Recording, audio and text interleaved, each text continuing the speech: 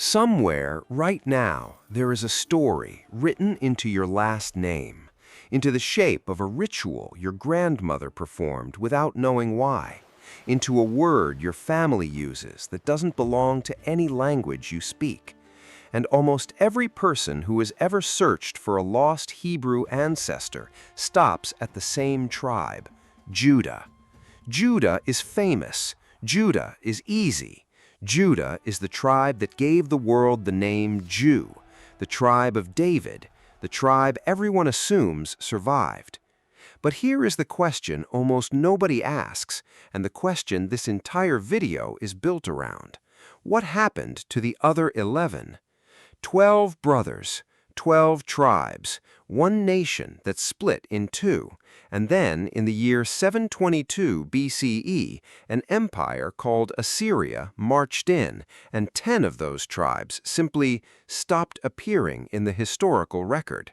Not destroyed, not converted, scattered. Historians call them the lost tribes, but lost does not mean gone, it means unaccounted for. It means their descendants kept walking, kept marrying, kept naming their children, somewhere, in some language, under some sky we can still study today. For the next 25 minutes, we are not going to talk about Judah.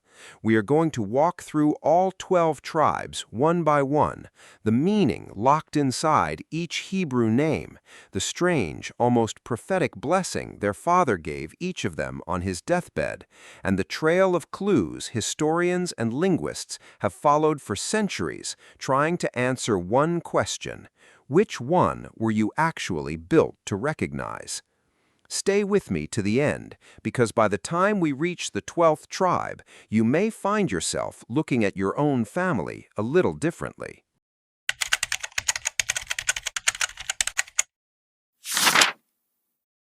To understand the tribes, you have to start with one man, Jacob. In the Hebrew Bible, Jacob is renamed Israel, a name that many scholars translate as one who wrestles with God, or one who struggles and prevails. That name matters because everything that follows carries it. The 12 tribes are not just 12 families, they are 12 branches of a nation named after a man who fought, literally, according to the text, with a divine being through the night, and walked away limping but still standing. Think about that for a second. An entire nation, an entire people, named not after a victory, not after a conquest, but after a struggle that left a permanent mark. Before we even get to the 12 sons, the founding story of this whole bloodline is already telling you something. Survival here does not look like winning cleanly. It looks like limping away and still being counted among the living. Keep that idea in your back pocket because it comes back again and again as we move tribe by tribe. Jacob had 12 sons, born to 4 different women under circumstances that were, frankly, dramatic even by ancient standards. Rivalry between sisters, servants given as wives, a firstborn's blessing lost and won. This was not a peaceful household. And that tension between the brothers is the seed of everything that happens later. Near the end of his life, in a passage historians and theologians alike consider one of the oldest pieces of poetry in the entire Hebrew Bible, Genesis chapter 49, Jacob gathers his sons and gives each one a blessing. But these are not soft, generic blessings. Some are praise, some are warnings, some sound almost like curses. And scholars have long noted that this chapter reads less like a father's send-off and more like a coded prophecy, because centuries later, when you look at where these tribes actually ended up, historically, geographically, some of Jacob's words line up in ways that are hard to ignore. Here's the twist most people never hear. This nation did not stay unified. After Jacob's descendants left Egypt, entered Canaan, and eventually built a kingdom under Saul, David, and Solomon, the country split. This wasn't a quiet, gradual drift either. Historically, it followed a succession dispute after Solomon's death, when the northern tribes rejected his son's harsh rule and broke away entirely. 10 tribes broke away in the north and formed the Kingdom of Israel. 2 tribes remained in the south, forming the Kingdom of Judah, centered on Jerusalem. 2 kingdoms, 1 bloodline, 2 capitals, 2 separate political and religious paths running in parallel for roughly 2 centuries, and 1 empire waiting on the horizon that would change everything. That empire was Assyria. In 722 BCE, after a prolonged siege, the Assyrian Empire conquered the northern kingdom's capital, and, following a common imperial strategy of the era, one Assyria used repeatedly against conquered peoples across the region, deported large portions of its population, scattering them across Assyrian territory in Mesopotamia, while resettling other conquered peoples into the land they left behind. This deliberate population exchange was, historically speaking, a calculated method of preventing rebellion. A displaced, mixed population is far less likely to organize and reclaim its homeland than one left intact. This is where the phrase 10 lost tribes comes from, not because those 10 tribes vanished into smoke, and not because of any single dramatic event you could point to on a map, but because from that point forward we lose the paper trail, we lose the clean genealogical record.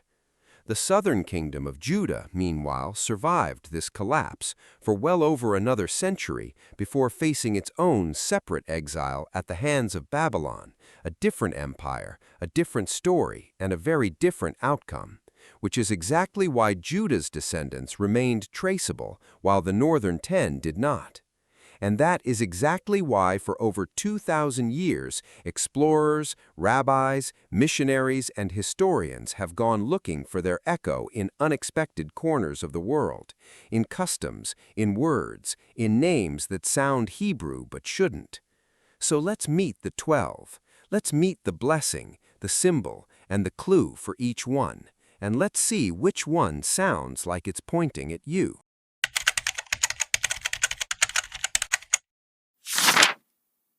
We start with the firstborn, Reuben. His name in Hebrew is often connected to the phrase, "see a son," reflecting his mother Leah's joy and heartbreak at finally being noticed by her husband. Reuben should have inherited everything.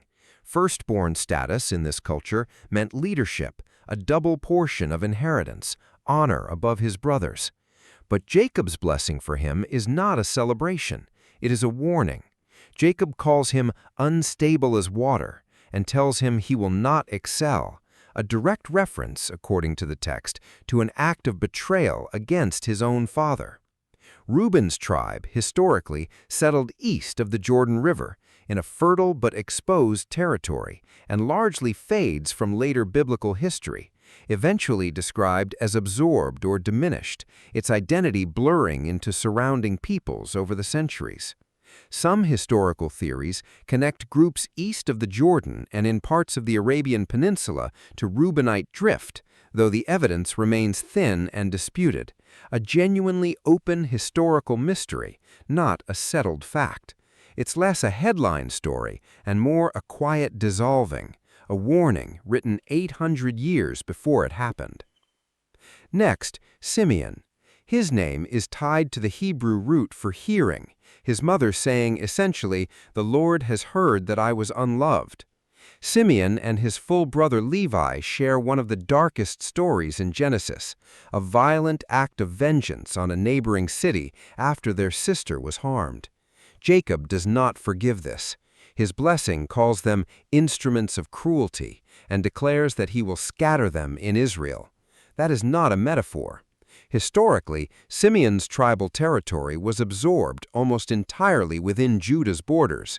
The tribe essentially dissolved into its neighbor rather than existing independently, exactly as the blessing predicted. And then Levi, the tribe that took the strangest path of all.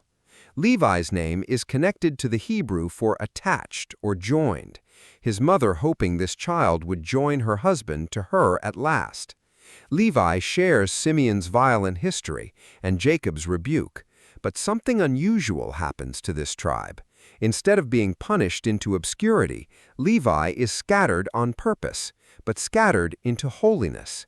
The Levites become the priestly tribe, given no territorial inheritance of their own, instead distributed among the other tribes to serve as priests, teachers, and temple functionaries. This is the tribe most historically continuous into the modern era. Jewish surnames like Levi, Levi, Levine, and Levinsky are widely understood to trace priestly lineage, and even today, some Jewish communities maintain oral tradition of Levitical or Kohanic descent, though scholars caution these findings remain debated and are not definitive proof of unbroken lineage. 3 brothers, 3 different fates already, before we've even reached the tribe most people think they know. But the next one is where the real controversy begins.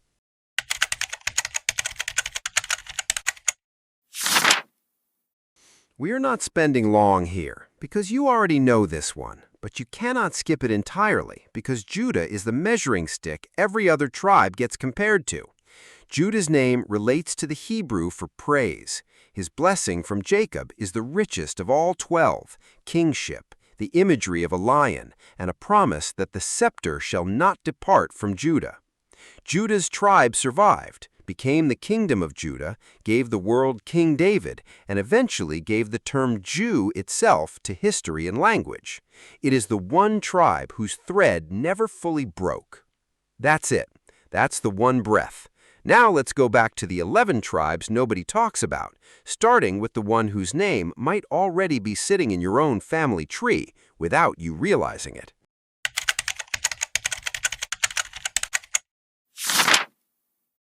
Dan's name comes from the Hebrew root meaning to judge, his mother declaring, "God has judged me." Jacob's blessing for Dan is genuinely eerie. He calls him a serpent by the way, an adder in the path, language suggesting cunning, ambush, and hidden danger, alongside a promise that Dan will judge his people. Historically, the tribe of Dan is an unusual tribe because part of it migrated north early on, seizing new territory and renaming a captured city Dan after themselves, leaving their mark in the very geography of the region. Here's where it gets genuinely fascinating for researchers. The tribe of Dan is one of the most argued over tribes in lost tribe theory. Some historians and etymologists have pointed, cautiously and with real academic disagreement, to the recurrence of the syllable Dan in river names and place names across parts of ancient Europe, such as the Danube, the Dnieper, and the Don, suggesting to some researchers a possible ancient migratory footprint, though mainstream linguists largely attribute these names to unrelated older root words for river in Old European languages, not to the tribe of Dan.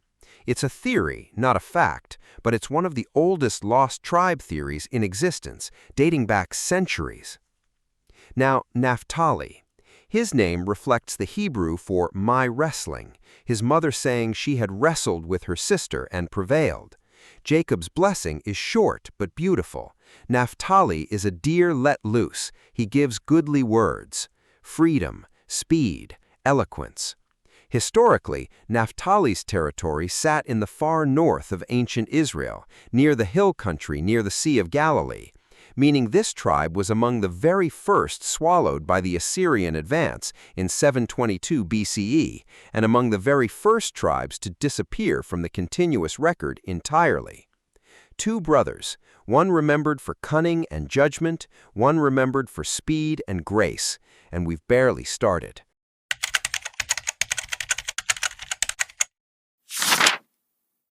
Gad's name is connected to the Hebrew word for fortune or troop, his mother's servant declaring, "A troop comes."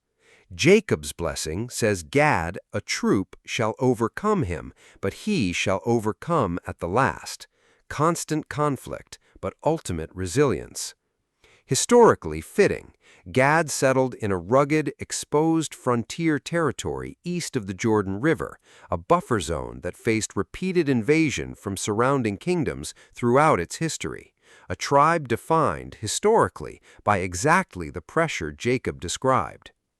Asher's name relates to the Hebrew word for happy or blessed, his mother declaring, "Happy am I." Jacob's blessing promises Asher rich food, royal dainties, a tribe associated, historically, with fertile land along the Mediterranean coast, known in some ancient sources for producing oil and abundant crops. Interesting footnote here that few casual viewers know. Some later historical traditions, including certain medieval Jewish travelogues, describe communities in parts of North Africa and the Arabian Peninsula claiming descent specifically from Asher, accounts that are impossible to verify definitively today, but that show this question of where did they go was already being actively investigated by travelers 1,000 years ago, not just by modern researchers. Which means this entire mystery you're watching unfold right now, people have been chasing it since the Middle Ages.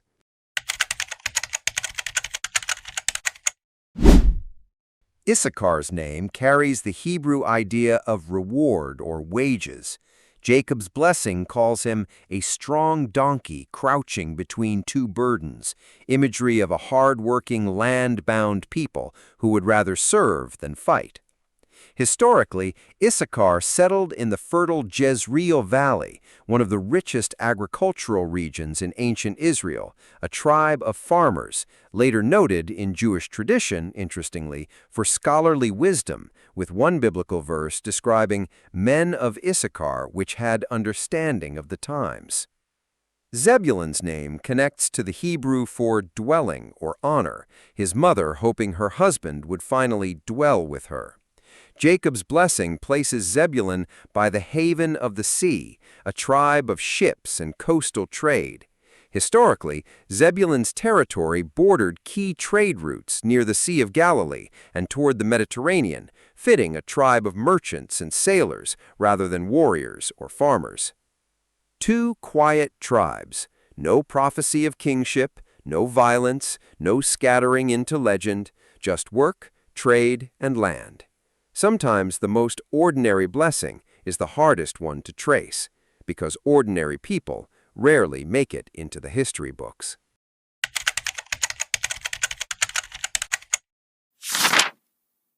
Now we reach the tribe with arguably the most dramatic backstory in the entire family, Joseph.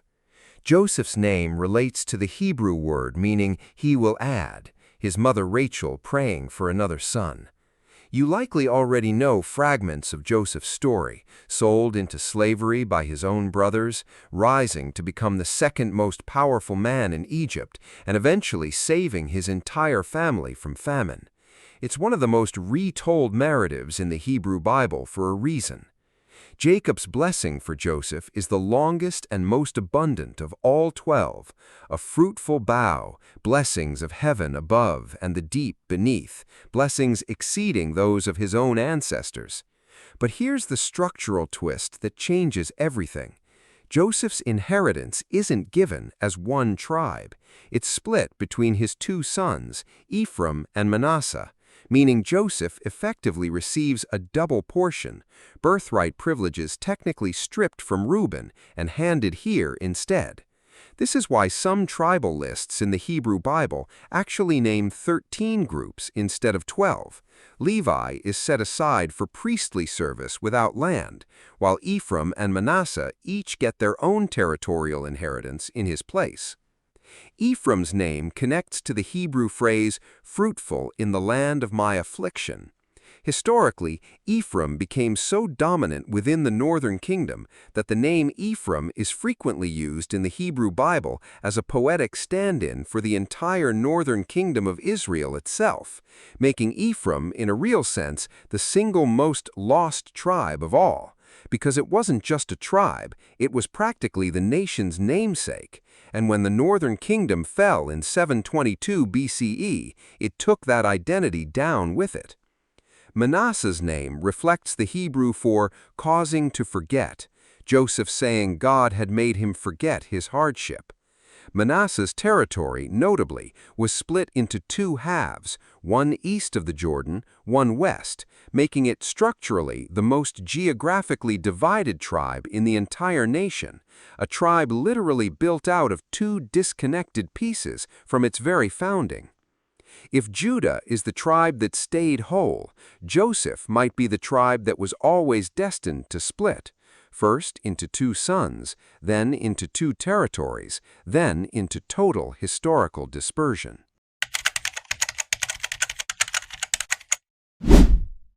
And finally, the youngest, Benjamin.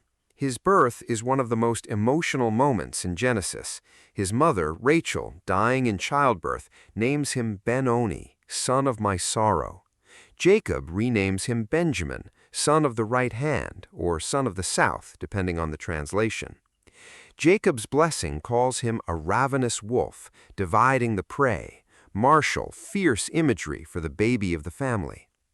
Historically, Benjamin's territory sat directly beside Judah's, and when the kingdom split, Benjamin largely aligned with Judah in the south rather than joining the 10 northern tribes, meaning Benjamin, alongside Judah and the priestly Levites scattered among them, forms the core of what actually survived the Assyrian collapse and continued into later Jewish history. King Saul, Israel's first king, came from this tribe, as did, according to later New Testament tradition, a well-known Pharisee turned apostle who identified himself specifically as of the tribe of Benjamin. So here is where we actually land. Judah, Benjamin, and Levi are the 3 tribes historians can trace with real continuity. And notice the pattern, it's not an accident which 3 survived. Judah had the strongest political center, Jerusalem, giving it institutional staying power. Benjamin was small, but geographically locked in right next to Judah, close enough to be swept along into the same fate rather than the northern one. And Levi never depended on land or territory at all. It depended on a role, a function passed down through families, regardless of where they physically lived, which may be exactly why it was the hardest tribe to erase.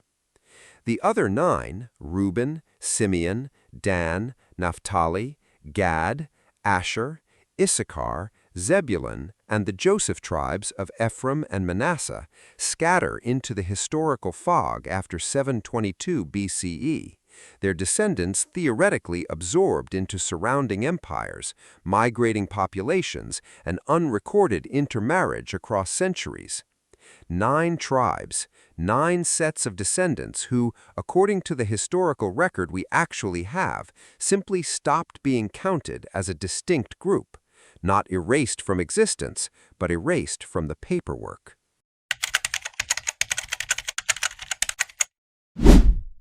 Now, I want to be completely honest with you, because this is where a lot of content online stops being historical and starts becoming pure speculation. And I promised you real history, not fantasy. Nobody can prove with certainty which modern population descends from which specific lost tribe. The genealogical paper trail simply does not exist after 27 centuries of migration, conquest, conversion, and intermarriage. What we do have are patterns, clues, not proof.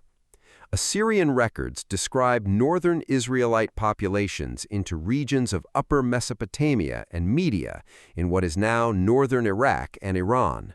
From there, historically, populations moved along trade routes stretching toward the Caucasus, Central Asia, and some theories argue even further east and west over subsequent centuries. Separately, other historical currents saw Israelite-descended or Israelite-influenced communities move south and west into the Arabian Peninsula and along trade networks into parts of East and North Africa, footprints that later travelers, missionaries, and modern researchers alike have spent centuries trying to document. This is precisely why, throughout history, so many different communities across so many different continents have maintained oral traditions, customs, or linguistic fragments they associate with ancient Israelite ancestry. It's not one single answer, it's dozens of independent threads, each claiming a piece of the same unraveled tapestry. And evaluating any single one of those claims fairly requires its own deep dive, which is a conversation for another day. It's also worth saying plainly, archaeology can confirm the Assyrian deportations happened. We have Assyrian royal inscriptions, administrative records, and destruction layers at northern Israelite sites that corroborate the biblical account of the conquest itself. What archaeology cannot do is follow individual family lines forward through 27 centuries of subsequent history. Ancient empires didn't keep the kind of population records that would let a modern historian trace a single household from a deported village in the northern kingdom to any specific location today. That gap is not a cover-up, it's simply the reality of working with records that are, in some cases, nearly 3,000 years old. And that gap is exactly why this topic keeps generating both serious scholarship and wild speculation in equal measure. On one end, you have careful historians and linguists cross-referencing place names, migration patterns, and ancient trade routes, openly labeling their conclusions as theories rather than facts.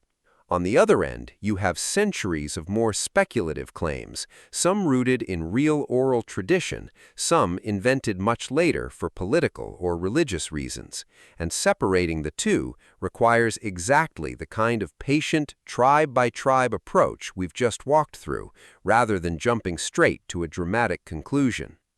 What actually survives, tribe by tribe, is smaller than you'd think.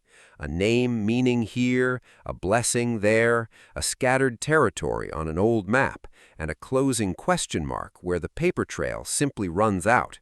And that question mark is exactly where you come in.